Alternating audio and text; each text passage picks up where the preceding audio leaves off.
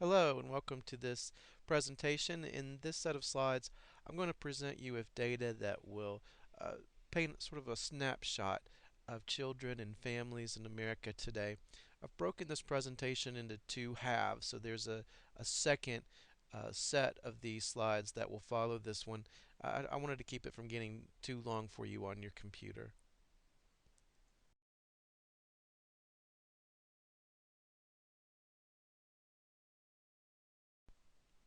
Today in the United States and worldwide, there are many threats to children's health and overall well-being. Probably the most predominant of those is poverty. Statistically, children are more likely than any other age group to be living in poverty, and the impact of poverty can be very pervasive, can impact children's physical well-being and health, can also, because of lack of access to resources, it can impact children's social, emotional, and cognitive well-being. Also, in terms of children's health, we have continue to have concerns about the AIDS epidemic, particularly in the continent of Africa, but increasingly in Asia and certainly here in the United States. We have a generation in some African countries of children who are growing up orphans to AIDS. Some of those children are themselves infected by the AIDS virus, and some are not. This has had a really deep impact on the lives of many children in the world today. Also associated with poverty is starvation. Right now in the world, there is enough food produced to feed every human being that is alive today. But for a variety of reasons, and most of them have to do with politics and resource allocation, that food isn't available to everyone. So there are children who struggle with starvation and malnutrition. Of course, that can have uh, serious impacts on children's physical well-being and health. Uh, One of the most in the United States and in much of the Western world, we have over the last couple of generations seen some real changes in family structure and in family arrangements. If you think back to some of the reruns of shows you may have seen as children, things like Leave It to Beaver or shows from the 1950s, you had this kind of model of what was called the nuclear family. Uh, that the dad would go off to work, he was the breadwinner, he would come home, and the stay-at-home mom is used these great modern appliances to keep the family life going well at the home. Uh, Increasingly, and many would argue that that nuclear family was sort of a myth even back in the 50s, but increasingly we've seen through climbing divorce rates and also through parents who've never been married an increase in children who have both parents working or who are in single parent homes. So there may not be someone there during the day. Um, Nonetheless, even though there have been some really marked changes in family structure, our society still expects that parenting will include providing a safe, supporting, and stimulating environment for children. This chart is compiled from the U.S. Census Bureau using Census Bureau data from the 70, 80, 90, and 2000 census. What you can see on that top line is a decrease in the number of married couples, two-parent households that have a child under 18 in the home. In 1970, that was over 80% of the families that were included in the census. By the year 2003, that was a little over 60%. So you've seen a great decline there. The next line shows an increase in single mother headed households with children under 18. That was about 15% of the families in 1970. That's steadily risen to over 20% of the families today. There's also been an increase in father headed households of single fathers, but those numbers are quite a bit less than families headed by single mothers. In 1970s, those were virtually nil. By 2003, about 5% or so of households were led by a single father. Take a moment to look carefully at these this figure because the figures on the left and the figures on the right represent slightly different things. On the left, you have two charts that show the percent of all children with a single parent. Among the children with a single parent, about 23% of children live with a single mother, about 5% of children live with a single father. And there are some racial and ethnic differences there. Among white American non Hispanic families, it's about 16% of kids living with a single mother. That rate is much higher for African American children at about 48%, a little lower for Asian and Pacific Islander families at 13%, and at about 25% for Hispanic families. The rates for living with a single father are fairly low for all of those groups. Now, the two charts on the right are a little different. That is, out of the children who live with a single parent, how many of them live with a single parent who cohabitates with an unmarried partner? So, out of that 23% overall of children who live with a single mother, about 11% live with a single mother who is cohabitating.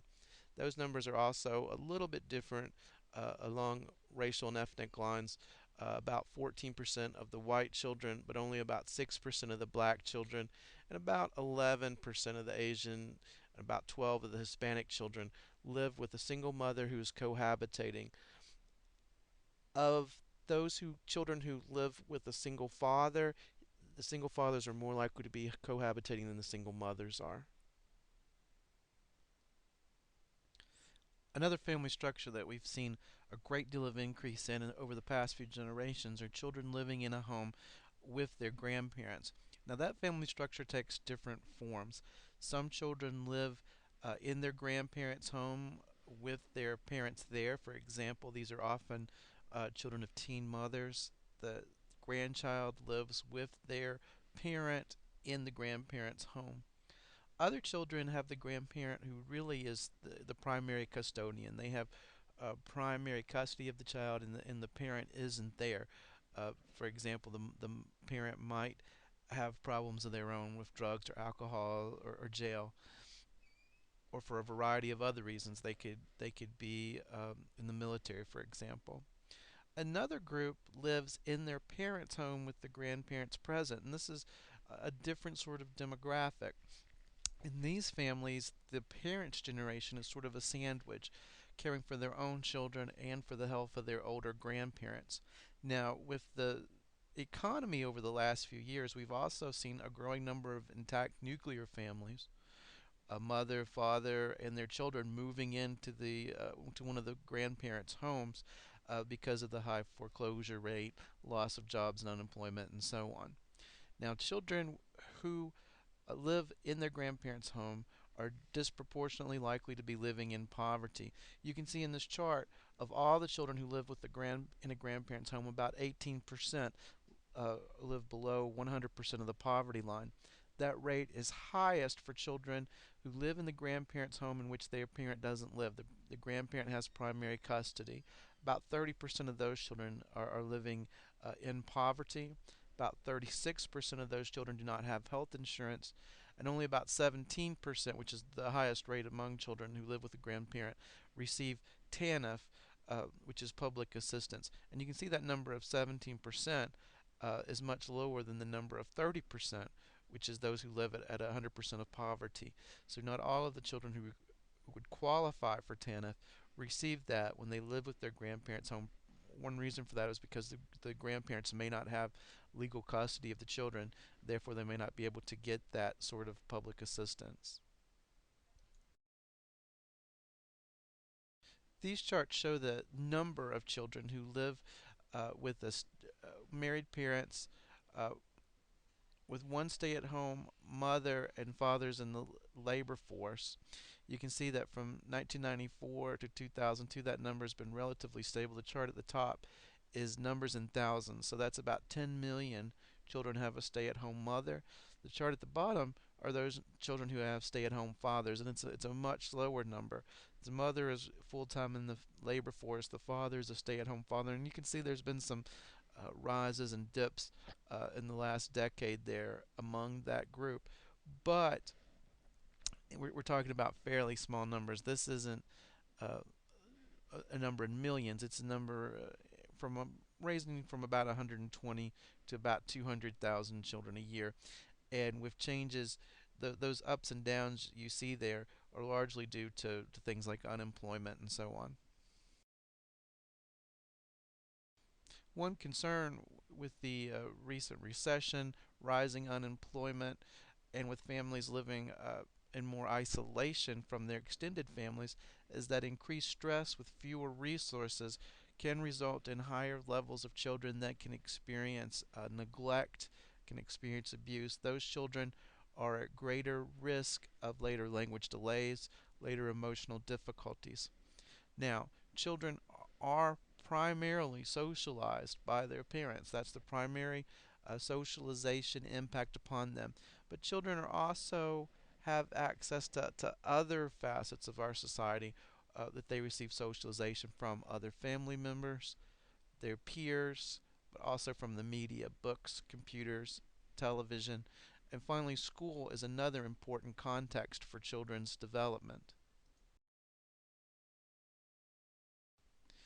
In fact, for some children, school is probably the place that makes the most sense in their day.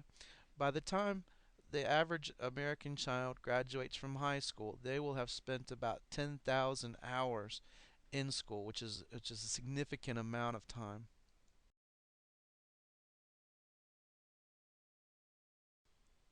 This is a chart of adolescence time use.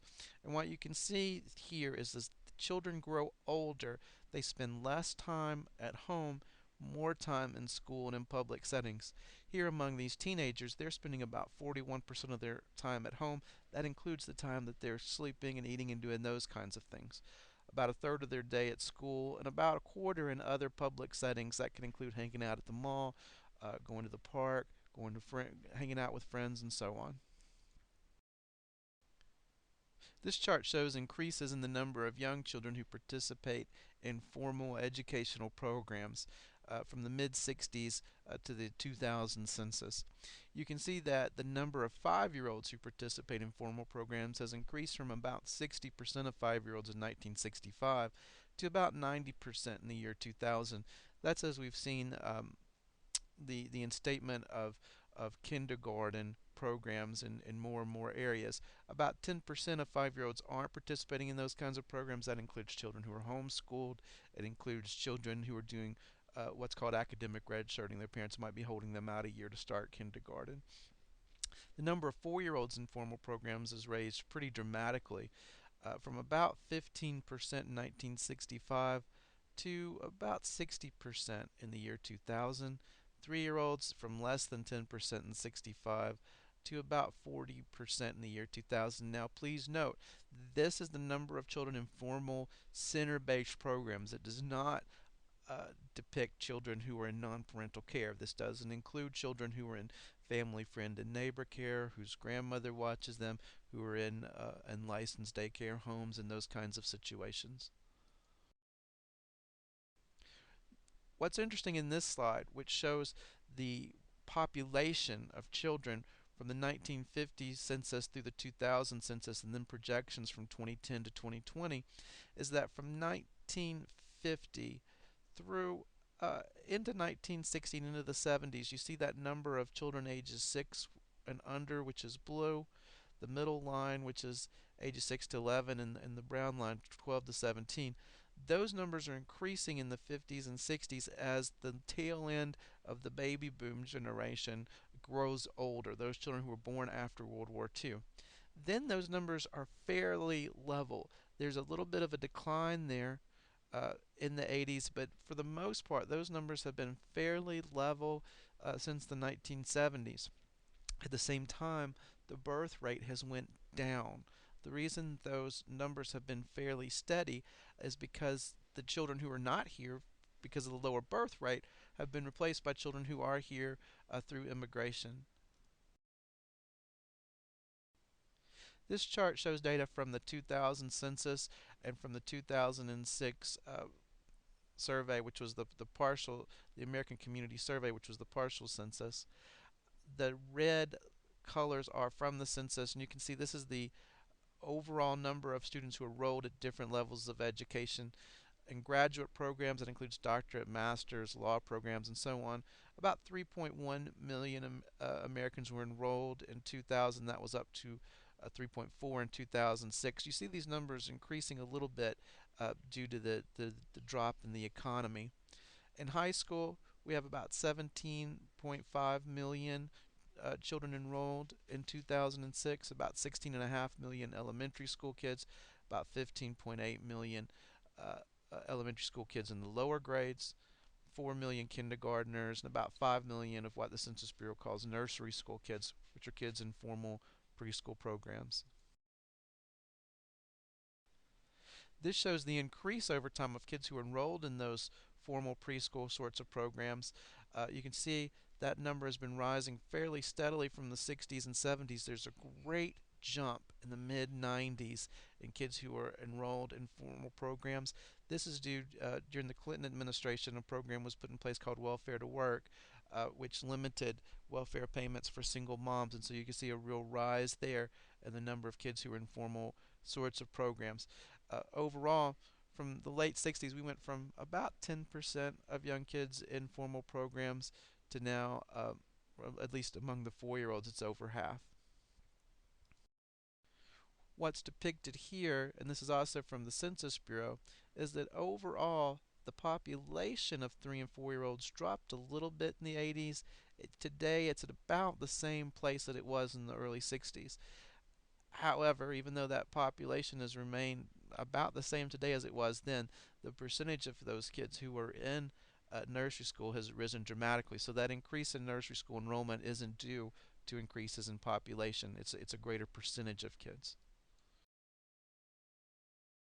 It's much the same story for kindergarten enrollment. The number of kindergartners has remained fairly stable today as it was in the late 60s. There have been some drops and raises there, but it's fairly stable. The overall trend, though, has been a steady increase in the number of children who participate in full-day kindergarten uh, from the 1960s. Of that group that entered kindergarten this year, the largest ethnic group was white Americans at about 58%. About 19% of children are Latino or Hispanic, about 15% African American, 3% Asian American, 2% Native American, and about 1% are Hawaiian natives or Pacific Islanders. About 3/4 live with two parents. That doesn't mean an intact family or married two parents. It means there are two parents in the home. And about half of them have mothers who have some level of college education. Surveys of parents in the entering kindergarten class show that about 3 out of 5 of them have received care on a regular basis by somebody other than their parents, so a majority of them. As they enter kindergarten for the first time, the parents report that most of them, about 92%, are excited about kindergarten and eager to learn, and about 3/4 of them have the attention to persist at tasks very often, according to their parents. Also, according to their parents, about half of them have a family member who reads or sings to them on a regular basis. Now, this is one of those cup half empty, half full kinds of things. On the one hand, it's great that half of kids have someone reading to them or singing regularly. On the other hand, that means about half of them do not. About 2/3 of the first-time kindergartners recognize their letters, and the vast majority, about 94%, can recognize their numbers and count to 10. Also, among those kindergartners, about 12% of boys and 11% of girls have a BMI, what's called a body mass index, that places them at risk for obesity. Now, those kinds of characteristics of that incoming kindergarten class varies a great deal based upon family type and family structure. For example, kids who have a single parent are less likely to have someone reading to them on a regular basis because there's less time. Income level, children who are living in poverty, for example, are less likely to recognize their letters. Ethnicity. Some ethnic groups are more likely to be at risk for obesity, for example. Language spoken at home is also related to children's recognizing their letters, and so is maternal education. That concludes this section of the presentation. This portrait of children today is continued in a second presentation to sort of break that down into smaller size for you. Thanks for listening, and I'll see you in the next presentation.